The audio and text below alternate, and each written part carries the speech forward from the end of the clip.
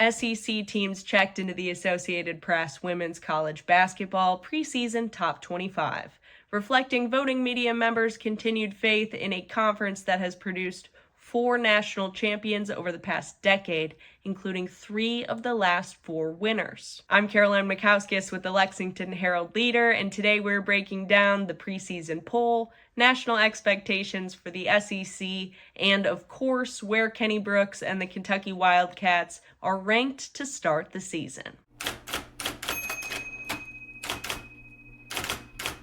November is fast approaching, which means it's the perfect time to start thinking about college basketball. Or, if you're like me, it's the perfect time to continue thinking about college basketball. So let's not waste a single second and let's get into it. I want to start by talking about the power conference breakdown within this preseason top 25. The top 25, of course, is not limited to power conference programs, nor should it be, but I think it's interesting how this played out. 5 from the ACC, 6 from the Big Ten, 4 from the Big 12, and 8 from the SEC. Jumping into this top 10, 5 of the aforementioned 8 SEC teams are featured within this top 10, which is staggering to say the least, but I can't say it's something I disagree with. In fact, when I look at this top 10, these are the 10 teams I voted on my ballot. The order is just a little bit different. The order that isn't different, though, from my ballot is that top 3, that UConn, South Carolina, UCLA trio. Each of these schools added at least one power player, difference maker. I look at this top 10 and I see star power, not just in coaching, not just in brand, but in players. Some of the transfer portal acquisitions in this top 10 alone, crazy. Look at UConn, right? UConn said goodbye to both Caitlin Chen and Paige Beckers. Sarah Williams, by way of Wisconsin. She was outstanding up there in the Big Ten. She is going to be a key piece for the Huskies. South Carolina adding Latson. Nobody should be worried about South Carolina scoring this year, despite the fact that Mylasia Fulwiley transferred to LSU, despite the fact that South Carolina is going to have to go without Chloe Kitts this year due to an ACL tear. The team was already going to be without Ashlyn Watkins. She's sitting the year out. UCLA is a team that the entirety of its star-studded 2024 recruiting class hit the portal. And what did they do? Here comes Gianna Needkins. Here comes incoming freshman Sienna Betts, younger sister of Lauren, and the number 2 overall prospect in the class of 2025. Charlize Ledger-Walker also going to be available for the Bruins after sitting last year out. She had an awesome career at Washington State. I'm not even going to be able to list everyone, all the prominent moves. Janiyah Barker from UCLA to Tennessee. Camille Pierre from Vanderbilt to NC State. Oluchi Okananwa from Duke to Maryland. These are potentially season-changing players for these programs. It's worth noting when we look at the SEC preseason media poll, South Carolina, Texas, LSU, Tennessee, Oklahoma. And those are, in fact, the 5 teams breaking into the AP preseason top 10. Moving on to numbers 11 through 20, at least a few names on here that at the end of the regular season last year, people would have expected them to be in the top 10.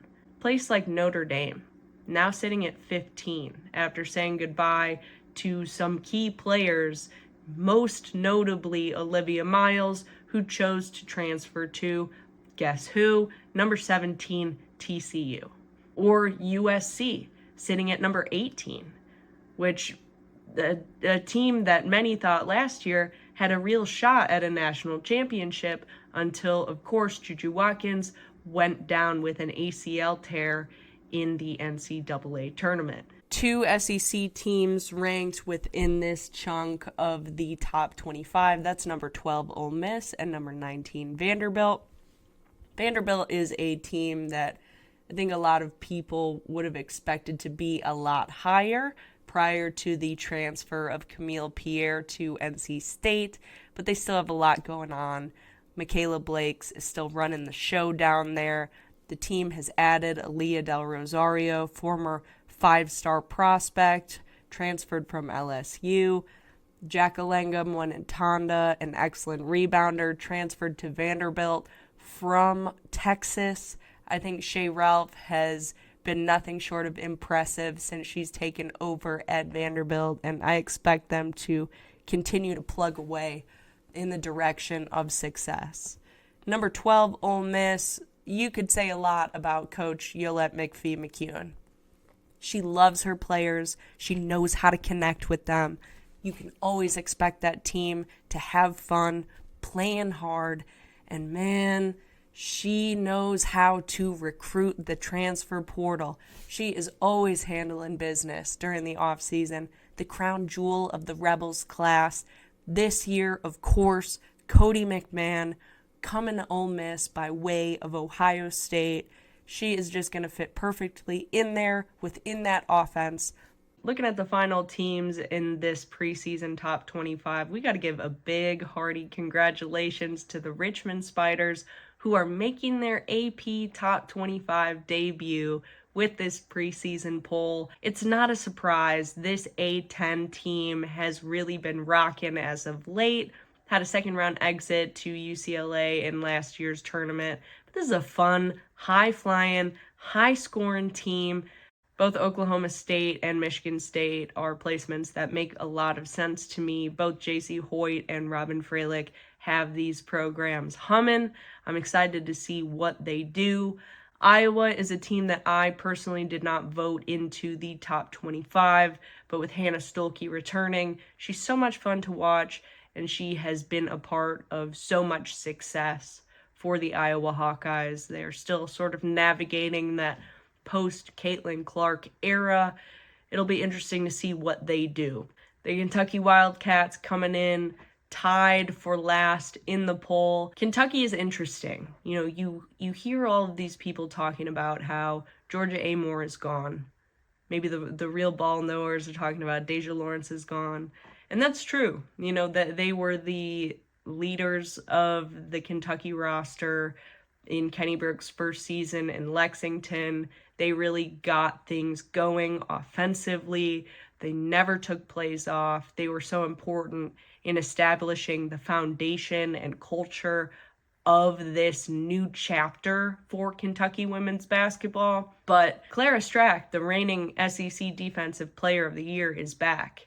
And now she's a junior. Tiani Key, coming back, stronger, looks even a little bit taller. Amelia Hassett did grow. If you check the roster, she was listed at 6'3". She's now listed at 6'4". Jordan Obi coming into the fold. She was unable to play last year, but was supposed to be part of that inaugural Kenny Brooks team. She was excellent at Penn.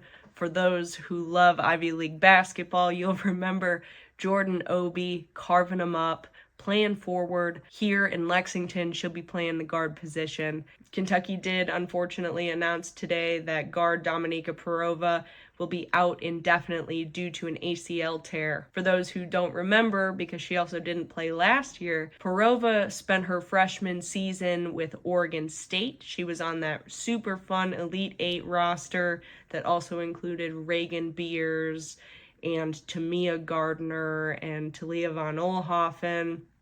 It was such a fun team to watch, and she was an all Pac-12, rest in peace, all Pac-12 freshman team honorable mention. Tore her ACL while playing with the U20 Czechia team last summer, and unfortunately sustained another ACL tear ahead of this season. So the Wildcats will be without her, but still welcome five-star freshman Kaylin Carroll. Still welcome a trio of all-conference selections in Asia Boone from Liberty, Josie Gilvin, Louisville native from Western Kentucky, and of course Tony Morgan, the new point guard coming over from Georgia Tech.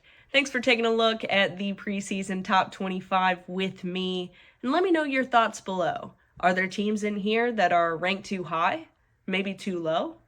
Teams that aren't on this list at all that you think should be? Or how about a ranked team that you don't think should be ranked at all to start the season? Looking forward to hearing your thoughts and talking more ball with you as the season begins and gets going. And remember, you can keep up with all things college basketball at kentucky.com/sports and in the Lexington Herald-Leader. I've been Carolina Makauskas, and we'll catch you later.